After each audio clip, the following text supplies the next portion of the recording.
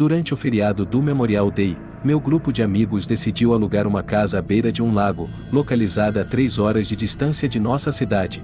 Optamos por essa casa por ser econômica, embora ficasse isolada em algum lugar da Carolina do Norte.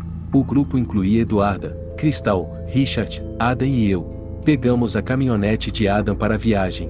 Fui eu quem descobriu essa casa em uma imobiliária, e o que realmente chamou nossa atenção foi o amplo deck com uma banheira de hidromassagem de frente para o lago.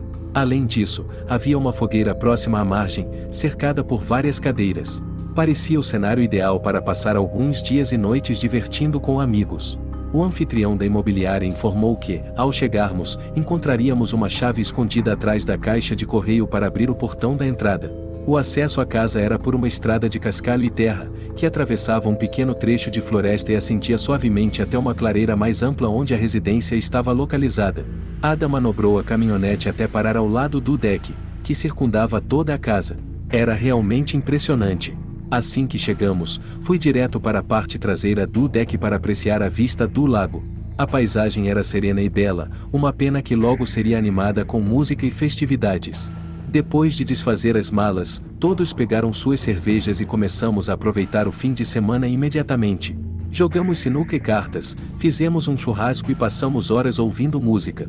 Como estávamos isolados, aproveitamos sem preocupações, já que, pelo que entendíamos, não havia outras casas nas proximidades nem vizinhos para se incomodar. A conexão de celular era praticamente inexistente, o que nos permitiu realmente desconectar e focar em aproveitar a companhia uns dos outros, longe das distrações das redes sociais. No entanto, enquanto a noite caía e nos reuníamos ao redor da fogueira, um susto, uma voz emergiu da borda da floresta. Uma mulher de meia idade, de cabelos curtos, apareceu, pedindo em alto e bom som para baixarmos o volume da música. Então, alguém reduziu o volume da música e a mulher começou a repreender-nos, criticando como nós, os visitantes, sempre chegávamos, poluíamos o lago com lixo e fazíamos barulho. Ela representava o típico exemplo de alguém insuportável. Pedimos desculpas em nome do grupo e uma das meninas questionou se ela morava por perto e se conseguia ouvir a música.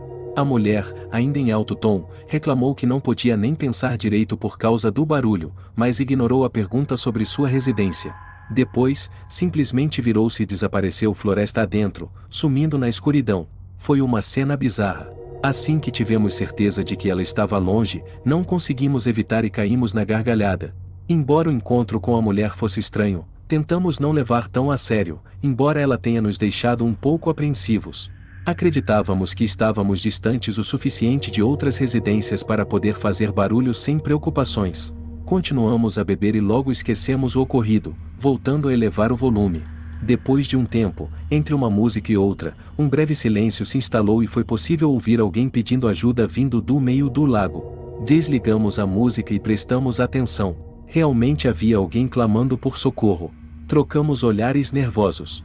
Levantei-me e caminhei até a beira da água, gritando para saber quem estava lá. "Você está na água?"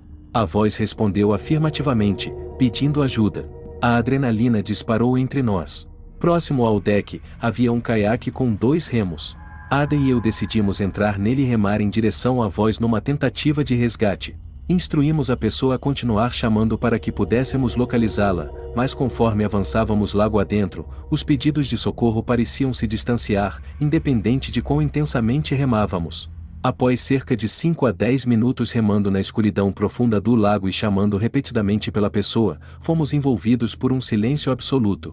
As únicas luzes visíveis eram as da casa à margem do lago, com o restante mergulhado em escuridão.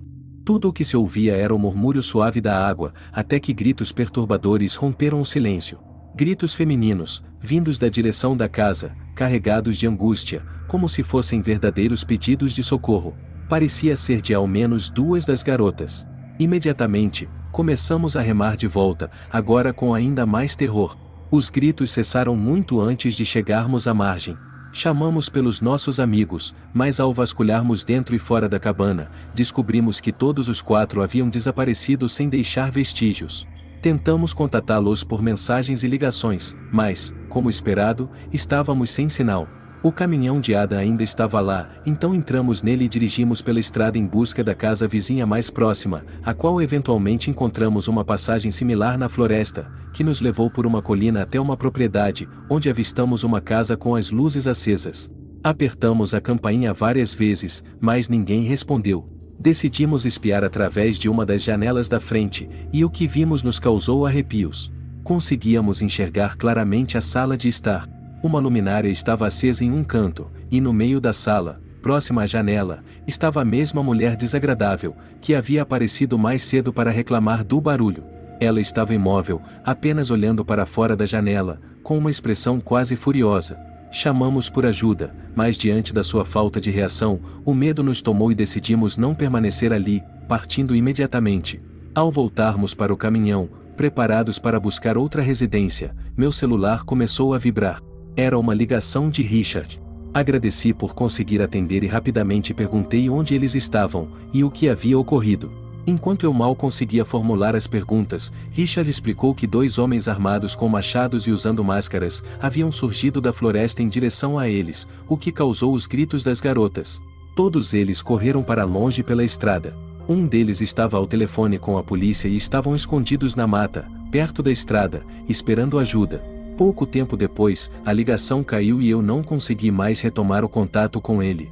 Assim, ficamos aguardando na beira da estrada, não muito distantes da casa, e quando finalmente avistamos as luzes piscantes se aproximando, fizemos sinais e pedimos que nos ajudassem a localizar nossos amigos, antes de qualquer coisa. Continuamos pela estrada, até ver nossos amigos emergindo da floresta, acenando para nós. Reunimos todos no veículo e ligamos para a polícia, e voltamos para a casa. Lá, enquanto recolhíamos nossos pertences, Richard e as garotas relatavam, ainda abalados, os momentos de terror que haviam vivenciado. Curiosamente, a casa alugada pela imobiliária não mostrava sinais de arrombamento, e nada havia sido roubado. Não encontramos vestígios dos supostos homens com machados. Também mencionamos os gritos de ajuda que ouvimos vindo do lago, o que acredito ter motivado o envio de uma equipe de busca ao local. Porém, naquele momento, já havíamos nos distanciado da área. Nunca mais olhamos para trás. Depois de muita insistência e discussões com a imobiliária e o locatário, conseguimos reaver a maior parte do dinheiro pago pela estadia. Nenhum de nós conseguiu compreender plenamente o ocorrido, como se tudo tivesse sido uma armadilha. Ficamos sem saber se os pedidos de ajuda no lago estavam relacionados com a aproximação dos homens armados com machados, ou se a mulher que apareceu também tinha alguma conexão com esses eventos. Era apenas para nos assustar? Ou eles tinham intenções de nos atacar? Não sei e prefiro nem pensar nisso. Só sei que, depois desse incidente, eu e as garotas decidimos evitar lugares remotos. Na segunda história, Terror na Casa do Lago. O incidente ocorreu durante o fim de semana do Memorial Day de 2021, um período em que o mundo estava começando a se recuperar da Covid, e todos queriam celebrar. Isso incluía eu e meus amigos. Nosso amigo Paulo tem acesso a um belo barco, que na verdade pertence ao seu pai, mas Paulo pode utilizá-lo. Ele nasceu em uma família rica, o que nos permite desfrutar de algumas vantagens por sermos amigos dele. Na Bahia, estava programado um grande encontro de barcos para o Memorial Day, então nosso grupo principal, composto por João, Gustavo e eu, nos reunimos na casa à beira-mar de Paulo, e partimos de lá para nos juntar aos outros amigos de Paulo, que também estariam de barco. A baía estava repleta de barcos amarrados uns aos outros, em uma área rasa, com todos pulando de barco em barco, e caminhando pela água com bebidas nas mãos. Eu, junto com todos os outros, estava ficando bastante bêbado, e infelizmente Paulo também. Ninguém percebeu a tempo que ele tinha bebido demais, e não estava em condições de pilotar o barco de volta. Sugeri que ele dormisse um pouco na cabine, e ele desceu para descansar. Conforme o dia se transformava em noite, após várias horas de bebida e socialização com pessoas de outros barcos, um a um, eles começaram a ir embora. Acabamos sendo o último barco a deixar o local, apenas nós 4. Fui checar como Paulo estava, e ele ainda estava inconsciente. Tivemos que esperar várias horas até que ele finalmente acordasse, parecendo agora mais sóbrio, então começou a pilotar o barco lentamente, de volta para seu canal. Durante o trajeto, percebemos as luzes de outro barco que parecia estar nos seguindo. Paulo ficou nervoso, pensando que poderia ser a polícia da Bahia. Ele queria evitar qualquer comportamento suspeito, como acelerar ou reduzir a velocidade abruptamente, então decidimos manter uma velocidade constante. Chegamos ao canal, e a casa dele fica a cerca de 5 minutos subindo o canal. O barco que nos seguia continuava atrás de nós, ainda pelo canal. Paulo estava ficando realmente preocupado, temendo ser pego dirigindo embriagado, perder a carteira de motorista e, claro, enfrentar a ira de seu pai. O canal é uma área de navegação tranquila, então tivemos que reduzir ainda mais a velocidade, à medida que navegávamos por ele. O barco que seguia atrás de nós começou a se aproximar ainda mais, e já estávamos nos preparando para o caso de ser uma lancha policial. Começamos a arquitetar uma história para contar que tínhamos saído com o barco e ficado apenas pela baía. Também começamos a esconder todas as latas de cerveja, e nos preparamos para negar completamente o consumo de álcool. Finalmente, chegamos ao cais de Paulo, e ele habilmente manobrou o barco para alinhar ao lado do cais. Paulo manobrou o barco de forma impressionantemente suave para alguém que tinha bebido. O barco que nos seguia se aproximou e, ao passar ao nosso lado, percebemos que não era uma lancha policial, mas apenas um barco comum. Paulo, surpreso, exclamou em voz alta: "Quem são esses?" Ele conhece todos no canal, e afirmou nunca ter visto aquele barco antes. Enquanto o barco passava diretamente por nós, observamos 3 homens na parte de trás, nos encarando de forma intimidadora. Paulo, provocativo, apontou o dedo para eles. Mas, não houve resposta. O barco continuou seu caminho, ainda nos observando, enquanto todos nós respirávamos aliviados por não ser a polícia. Paulo ficou preocupado sobre o motivo de terem nos seguido pelo canal inteiro, especialmente porque eles aparentemente não moravam ali. Sugeri que talvez fossem visitantes de algum amigo por conta do Memorial Day, e ele concordou, ainda que com relutância, admitindo que poderia ser possível.